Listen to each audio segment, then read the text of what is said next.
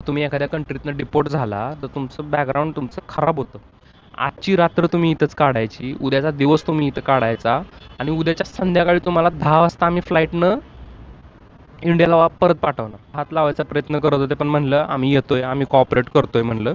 आणि आम्हाला त्याला नेलं आणि एका स्मोकिंग रूममध्ये नेऊन टाकलं. मी दरवाजातनं वरडायचो, बाबा मदत करा, आम्हाला बाहेर काढा, कारण तिथं सफोकेशन व्हायचं खूप, कारण ती स्मोकिंग रूम होती. सगळीकडे सिगरेटच्या कांड्या पडलेल्या होत्या, एकदम घाण होती रूम. इंडियन एम्बसीचा आमच्याकडे मेल आहे. इंडियन एम्बसी म्हणली की तुम्हाला तुमची ओल अँड सोल तुमची जबाबदारी आहे, त्या एजंटनं तिथे यायला पाहिजे होतं. एजंट $150 त्यांनी आम्हाला 20 तास रूममध्ये कोंडून ठेवलं, फक्त $150. पण इंडियन एम्बसीकडून तुम्ही काही मदतीची अपेक्षा ठेवू नका, काही म्हणजे काही, शून्य. कुठल्याही देशात गेला तरी काय जरी झालं तरी इंडियन एम्बसीकडनं झिरो अपेक्षा. इंडियन सिटीजनची व्हॅल्यू झिरो आहे.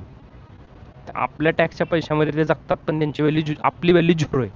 तुम्हाला काही केळं मदत करणार नाही ती, कारण त्यांनी कॅमेरा जर माझा बघितला असता तर कॅमेरा घेतला असता माझा, आणि माझ्याकडे काही एव्हिडन्स नव्हता की ह्यांनी काय काय केलेलं आहे ते.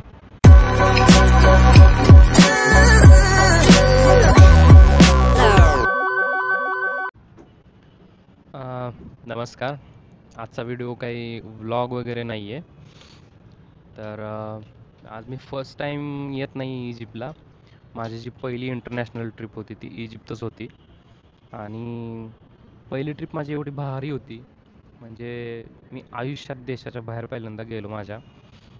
स्वतः सगळं एक्सप्लोअर केलं. कुठलीही ट्रिप बुक केली नाही, स्वतः बुकिंग केलं, स्वतः विजा केला. मुंबईला 2-3 वेळा गेलो मी विजासाठी, पण शेवटी मला मार्ग भेटले. इवन मी जेव्हा गल्फ एअरमध्ये बोर्डिंग करत होतो तेव्हा पण असं नाही वाटलं कुठं की आता मी प्रॉब्लेममध्ये येतो आहे. कारण गल्फ एअरचा एक किस्सा आहे की त्यांनी मला बोर्डिंग डिनाय केलेलं आहे, बिकॉज रिटर्नची फ्लाईट जी होती ती ती त्यांना त्यांचीच फ्लाईट हवी होती.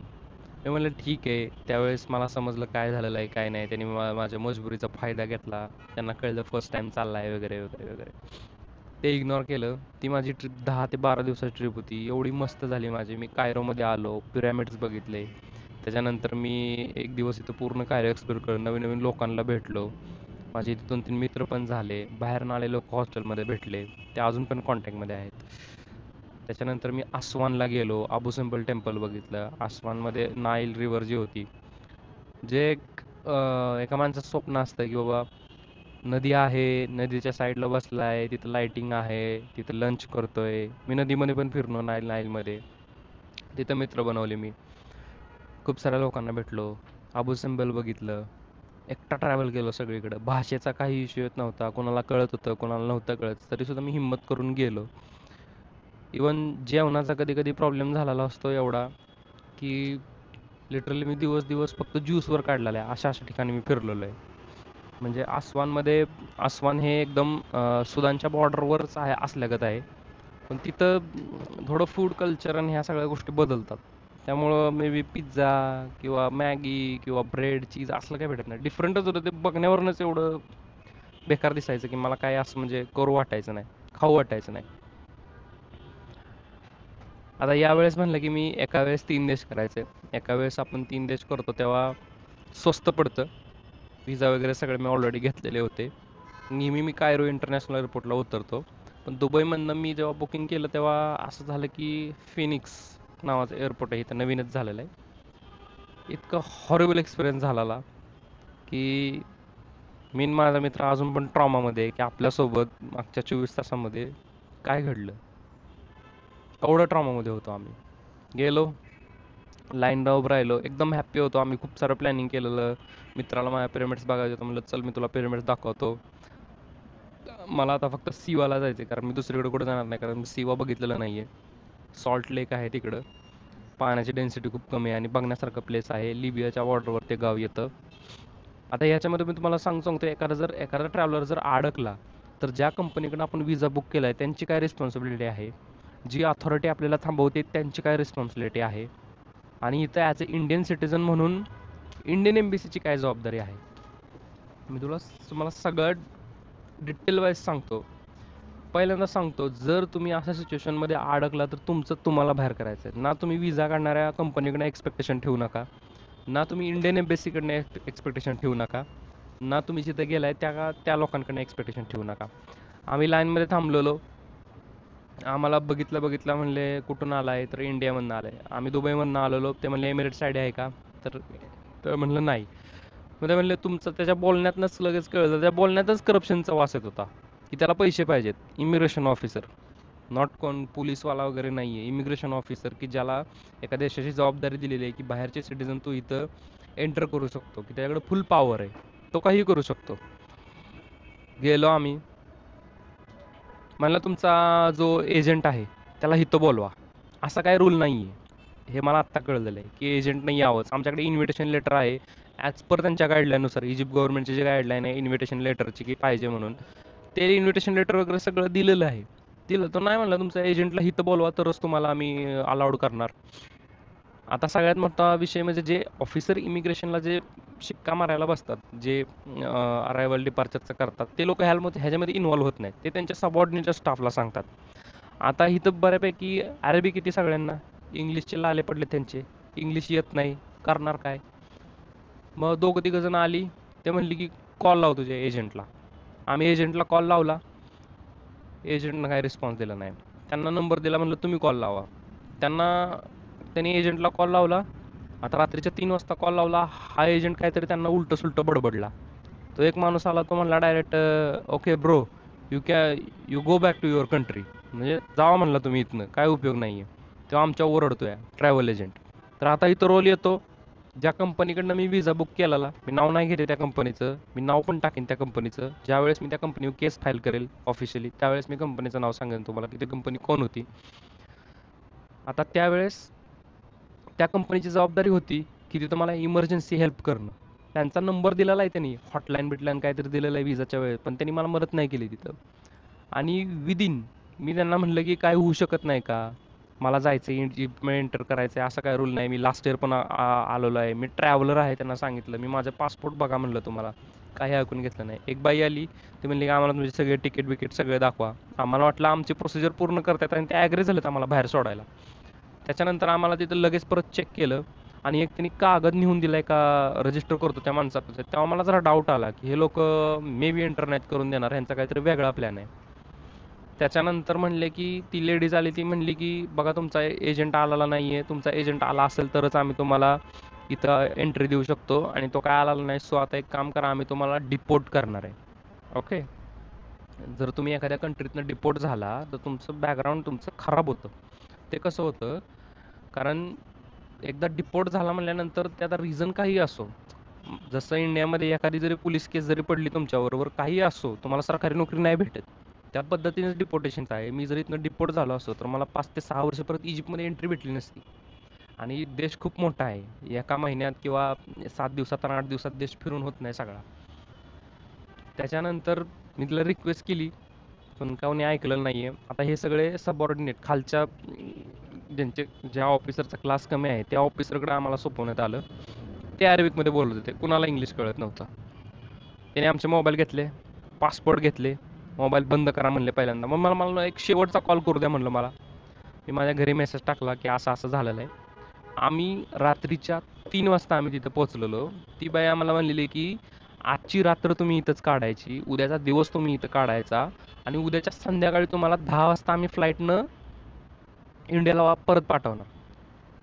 आता विदाऊट मोबाईल, विदाऊट कम्युनिकेशन आम्हाला त्यांनी नेलं.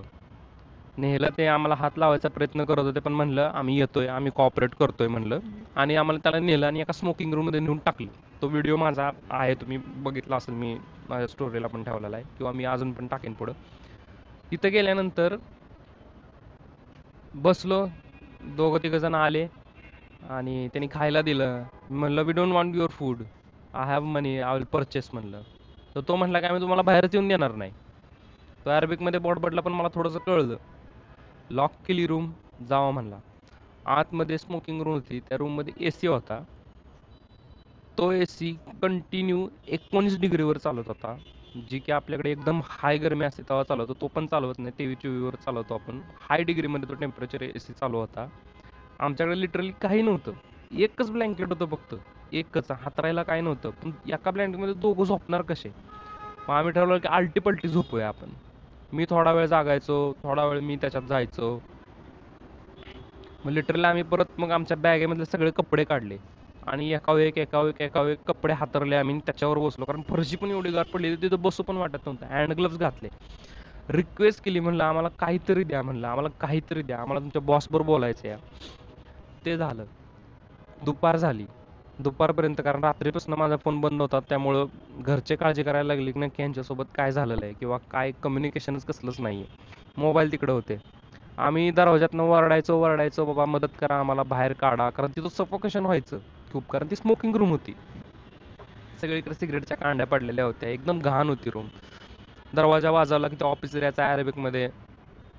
मग म्हणलं मला टॉयलेटला जायचं आहे. मी टॉयलेटला गेल्यानंतर मग तिथंच 10-15 मिनटं बाहेर थांबायचो. म्हणलं काय पण करून आपल्याला कॉन्टॅक्ट केला पाहिजे घरी आणि सांगितलं पाहिजे.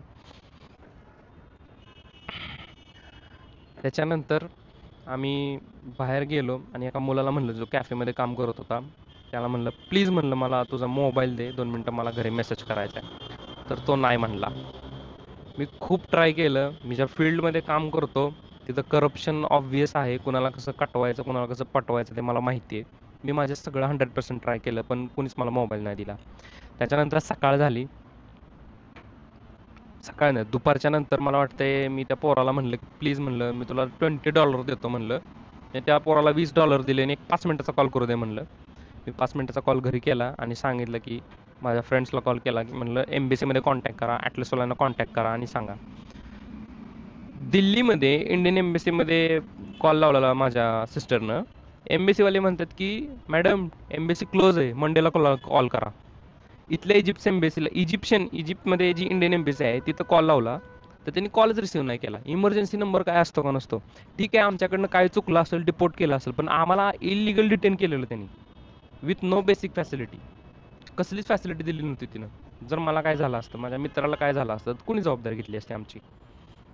बरं, बोलायला माणूस पण एक तयार नाही आहे तिथं. एका खोनपाडीच्या रूममध्ये ठेवलेलं नेऊन आम्हाला. तिथं काय कळणार आहे आम्हाला, काय करायचं काय नाही करायचं, कम्युनिकेशन कसलं नाही आहे. त्याच्यानंतर हे सगळं झालं. इंडियन एम्बेसीचा आमच्याकडे मेल आहे. इंडियन एम्बेसी म्हणली की तुम्हाला तुमची ओल अँड सोल तुमची जबाबदारी आहे, त्या एजंटनं तिथे यायला पाहिजे होतं. एजंटला कॉल केला आहे, ज्या कंपनीला मी मेसेज करत होतो त्या कंपनीचे स्क्रीनशॉट आहेत माझ्याकडं, आणि डेफिनेटली मी त्यांच्यावर काय केस फाईल करणार आहे, त्यांना कोर्टात वाढणार आहे. कारण आज माझ्यासोबत घडलेलं आहे, उद्या कोणासोबतही घडू शकतं, आणि ऑलरेडी एका मुलासोबत घडलेलं आहे असं. पण कोण व्हॉइस उठवणार आहे ह्या कंपनी विरुद्ध? ठीक आहे ना, तुम्हाला जर जमत नाहीये, अनऑथोराइज एजंट तुम्ही नेमून ठेवलेत, या ते लोक बोलायला तयार नाहीत, न्यायला तयार नाहीयेत. संध्याकाळी 6 वाजल्यानंतर त्यांनी अजून एका बांगलादेशी पोराला आणून आमच्याबरोबर ठेवलं. सेम रिझन की इन्व्हिटेशन लेटर. त्याला तर रिझन पण नाही सांगितलं की का त्याला इथं आणून ठेवलेला म्हणून. अरेबिकमध्ये फुल बोलत होते. 7 वाजले. 7 वाजता 7 ते 8 अजून इंडियन लोकांना त्यांनी बाहेर बसवलेलं. Same situation. म्हणलं डिपोर्ट करणार तुम्हाला. मी कॉफी आणायला बाहेर थोडा वेळ गेलो, तेव्हा रिक्वेस्ट करून तेव्हा म्हणलं आपको भी डिपोर्ट करने वाले का, तो बोले हां डिपोर्ट करने वाले. त्याच्यानंतर एक माणूस आला. तो मला इंडियन कोण आहे म्हणलं आम्ही आहे. म्हणलं लेट्स गो. मी म्हणलं आता डिपोर्टेशनची प्रोसेस चालू असेल, म्हणलं चला जाऊया. आम्ही बाहेर गेलो, तो म्हणला की $100 द्या. तर दिले $100. मी डिपोर्टेशनची प्रोसेस असेल काहीतरी, म्हणलं ठीक आहे. $100 दिले त्यांना मी. आणि मी त्याला विचारलं ॲट व्हॉट टाईम डिपोर्ट करणार आम्हाला तुम्ही. तो म्हणला डिपोर्ट नाही करणार, तुम्हाला एंट्री देणार आहे. म्हणलं व्हॉट. म्हणला की हो, तुम्ही कुठेही जाऊ शकता इजिप्तमध्ये. ठीक आहे, ते झालं. मग त्या 7 ते 8 लोक, आम्ही दोघं, असे 10 लोकांचा पासपोर्ट त्याकडे होता, आणि तो एअरपोर्टमधला माणूस होता. तो कोण ऑफिशियल नव्हता, एअरपोर्टमध्ये माणूस होता, त्याची आय डी दिसत होती मला. आता तो कोण होता माहिती नाही. त्यानं आम्हाला बऱ्याच ठिकाणी नेलं, पेपरवर सह्या वगैरे घेतल्या, आणि मेन म्हणजे माझी कुठेही सही घेतली नव्हती, आमची कन्सेंट बिन्सेंट तसली काही घेतली नव्हती. फक्त तिथं ह्यांना इथं ठेवतो एवढंच, फक्त लॉक करताना आम्हाला. ते 18 ते 20 तास आम्ही असं जेलमध्ये असल्यागत फील केलेलं आहे. आम्ही पाणी पित होतो फक्त, तो ज्यूस होता. त्यांनी ते ब्रेड बीड काहीतरी दिलेलं, त्याच्यामध्ये कच्चं चिकन होतं, बीफ होतं. आम्ही ते खाल्लंच नाही. दिवसभर आम्ही कॉफी पाणी ज्यूसवर जगलेलो आहे. आता त्याच्यानंतर आम्ही पोहोचलो बाहेर. त्या 7 ते 8 जणांना विचारलं की बाबा काय होणार आहे नक्की, डिपोर्ट करणार आहेत का? ते म्हणले आम्हाला पण आयडिया नाही, डिपोर्ट करणार आहेत का ठेवणार आहेत, आयडियाच नाही आहे काय. म्हणलं ठीक आहे, आता काय करायचं. तर म्हणले बघू लेट सी काय होतंय. परत त्यानं गेला. परत त्यानं $25 अजून मागितले आम्हाला पर पर्सन. मग सगळ्यांनी काढून दिले, मी पण काढून दिले. असं टोटल आमच्या त्याने $150 घेतले. आणि त्या माणसानं जाऊन इमिग्रेशनमध्ये जाऊन त्यानं स्टॅम्प आणले आमचे की ह्यांना बाहेर सोडू द्या. म्हणजे अरायव्हलचे स्टॅम्प आणले तिथं आमच्याकडनं त्यानं. आणि त्यानं आम्हाला बाहेर सोडलं आणि म्हणला की आता तुम्ही जाऊ शकता. आम्ही शॉक होतो. $150 त्यांनी आम्हाला 20 तास रूममध्ये कोंडून ठेवलं, फक्त $150 साठी. जर हे $150 त्याने आधी मागितले असते आम्हाला, तर आम्ही दिले असते. काहीच प्रॉब्लेम नव्हता आम्हाला द्यायला. ठीक आहे, आमच्याकडनं चुकलं, एजंट नव्हता आमचा आला न्यायला, आम्ही $150 तेव्हा दिलं असतं. पण 20 तास आम्हाला मेंटली टॉर्चर केलं, त्याचं काहीच नाही, काहीच नाही. बऱ्याच लोकांबरोबर बोललो त्याच्यानंतर मी. इंडियन एम्बेसीकडनं काय अपेक्षा ठेवू नका तुम्ही. इंडियन एम्बेसी सिरियातली चांगली आहे सगळ्यात. मी सिरियाच्या इंडियन एम्बेसीमध्ये जाऊन आलेलो आहे. तिने जर लोकांनी चहापाणी तर विचारला, काय अडचण आली तर सांगा, नंबर विंबर दिलेला आहे. लेबननची एम्बेसी चांगली आहे. लेबननची इमर्जन्सी कॉन्टॅक्ट आहेत, काय झालं तर ठीक आहे ना. ओव्हर रिस्पॉन्सिबिलिटी तुमची आहे, पण इंडियन एम्बेसीकडून तुम्ही काही मदतची अपेक्षा ठेवू नका. काही म्हणजे काही, शून्य. कुठल्याही देशात गेला तरी, काय जरी झालं तरी इंडियन एम्बेसीकडनं झिरो अपेक्षा. इंडियन सिटीजनची व्हॅल्यू झिरो आहे.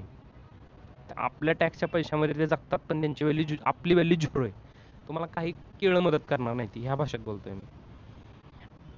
आता आम्ही तिथून आलो रात्रीच्या 8-9 वाजता. आमचा प्लॅन जो होता सगळा फिसकटला, पूर्णपणे फिसकटला एकदम. आता आम्ही काल आम्हाला मित्राला पिरामिड दाखवायचं होतं, ते जमलं नाही का. आज सकाळी आम्ही इथं आलेलो आहे, कारण रात्र आमची पूर्ण तिथे एअरपोर्टलाच गेली. त्याच्यामध्ये जे इंडियन्स होते त्यांच्यावर येऊन बोलायला पण परवानगी नव्हती आम्हाला. तर बोलून सुद्धा देत नव्हता. ती लोक पोरं बाहेरच बसलेली होती. एक मुलगा होता त्याच्यातला, बँगलोरचा होता. त्याला जसं सांगितलं की तुला डिपोर्ट करायला लागणार आहे, त्या पोराला चक्कर येऊन तिथं पडलेला आहे. हे सगळं मी रेकॉर्ड नाही केलेलं, कारण त्यांनी कॅमेरा जर माझा बघितला असता तर कॅमेरा घेतला असता माझा, आणि माझ्याकडे काही एव्हिडन्स नव्हता की ह्यांनी काय काय केलेलं आहे ते पोरगं चक्कर येऊन पडलेलं तिथं. मी त्या ऑफिसरला म्हणतोय की त्याला चक्कर आली आहे, त्याला पाणी पाजा किंवा त्याला काहीतरी मदत द्या. मी दरवाजा वाजवतोय की तो, त्याला चक्कर आली आहे, त्याला मदत करा. कोण मदत करायला तयार नाही त्याला. शेवटी ते दुसरे जे इंडियन बसले होते त्या माणसाने त्याला उठवला, बसवला, पाणी पाजलं. म्हणजे एवढी भयंकर सिच्युएशन, हॉरिबल होतं. हे इजिप्तचं फिनिक्स एअरपोर्ट आहे. आता एका माणसाने सांगितलं की तुम्ही इथं यायचं नाही, म्हणलं कायरो एअरपोर्टला जावा, कारण इथं सगळा स्टाफ नवीन आहे. मी म्हणलं ठीक आहे, स्टाफ नवीन आहे, पण ह्युमॅनिटी नावाची काय गोष्ट आहे का नाही. आज त्या पोराला जर काय झालं असतं तर कोण जबाबदार होतो? ना कंपनी, ना इंडियन एम्बेसी, ना इथले गव्हर्नमेंट अथॉरिटी, कोणच नाही. सिम्पल. हा एक हॉरिबल एक्सपिरियन्स होता माझ्यासाठी. मी जवळजवळ 90% मिडल ईस्ट फिरलेलो आहे. पण इराणसारख्या देशामध्ये मला चांगले अनुभव आलेले आहेत. सिरियासारख्या देशामध्ये चांगले अनुभव आलेले आहेत. लेबनॉनमध्ये चांगले अनुभव आलेले आहेत मला. पण इथं वर्स सिच्युएशन होती, वर्स. जर तुम्ही इजिप्तला येणार असाल तर माझं एक तुम्हाला आहे, उतरला तर कायरो एअरपोर्टला उतरा आणि एजंटला कॉन्टॅक्ट करा. कंपनीच्या भरोशावर बसू नका आणि इंडियन एम्बेसीच्या भरोशावर बसू नका.